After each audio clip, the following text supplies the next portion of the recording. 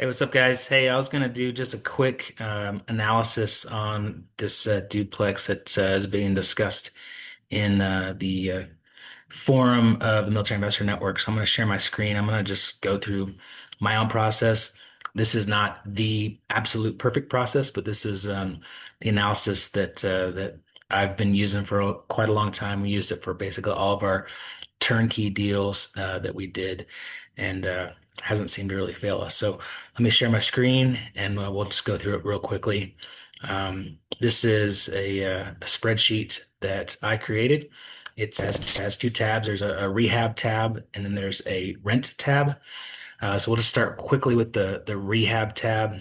If you were, wanting to do a rehab, and I just put basic numbers in based off of just what has been thrown out on the forum. So we were told that estimated ARV is about 474, 475. The seller wants 350 and needs some just kind of updating repairs. I had just kind of a guess of $25,000. So if you're buying it for 350 and you're repairing 25, then you're all in for 375,000. Now this calculator assumes that we're going to borrow 100% of the money. We were doing that through private money lending. So if you're going to borrow 375,000, your loan to value would be 79%. So 79% of the ARV. We typically were trying to stay around 75% or below when we were buying off market deals. Uh, the red area here, this is all stuff that you can input. Closing costs, if there's an acquisition fee, if you're buying it from a wholesaler or something like that, you might add a fee there. Closing cost just depends on the title company, and you'll have to get a quote for that. Insurance, this is insurance for rehabbing the property while you're, under rehab there. So you'll have to get a quote for that. I just kind of guessed on this is about what it was for 6 months of a rehab. This is lending. So if you're buying from a private money lender, we were borrowing with points and interest. So typically, like if you're doing a hard money lender, they're going to charge you points. So I just put 2 points in there, and then down here, 12% interest at 6 months. Again, this is stuff that you can change in the calculation. We always hedged. We always factored in 1% of repairs for a hedge. Sales cost, if you plan on selling it and you're going to pay a realtor to sell that, there's going to be a fee for that. And then holding costs. Holdings like, utilities, water, electric, gas, whatever you're going to pay for, and then anything else that might come up. So on top of the loan, all of this added up, you're going to have to bring another 51,000 to the table. But if you sell it for 50, if you sell it for ARV, then you're going to make a profit of 54,930. So you're going to ROI of 100%. That's based off of you borrowing 100% of the purchase and rehab, but not too bad of a deal. Rental rate, we were estimating 1,500 aside on the duplex, and taxes. Again, I guessed. I kind of looked up a similar price point of a duplex in Colorado Springs, and it was showing about 1,200 a year in taxes. So next tab, this is the rental tab. If you're gonna run numbers on a rental. So if we were going to purchase it for 350,000, that's the purchase price, and the rent price is $3,000. So if you're just going to buy it outright, if you're going to get like a DSCR loan or something like that, and just do it as a rental right away, typically those lenders are going to require 20% down because it's going to be an investor loan.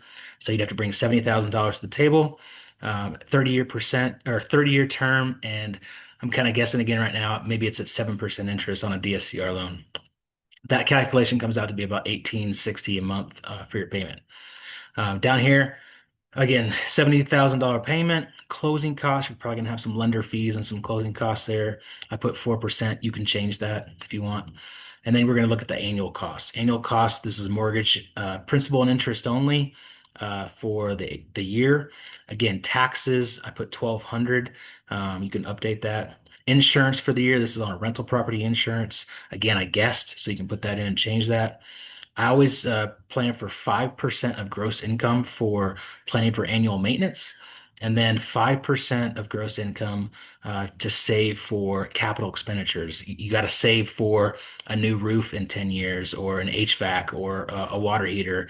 Whatever's going to come up, you got to start saving for that stuff now. So 5% of gross income added into your expenses. Property management, if you plan on managing it yourself, then you could take that off. But if you have a property manager, anywhere between 8 and 10% is kind of the standard going rate. So that's calculated in. And then you're going to have some vacancies.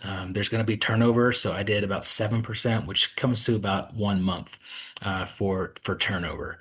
So all of those are expenses that I run for a rental property. You'll see out of pocket for the year is 34,000. And so if you kind of again run the numbers here, we go over leverage ratio because you're putting 20% down. Leverage rate is your interest rate, 7%. Your cap rate, which is your NOI divided by your purchase price, 6.86. Arbitrage spread is the difference between your leverage rate and your cap rate.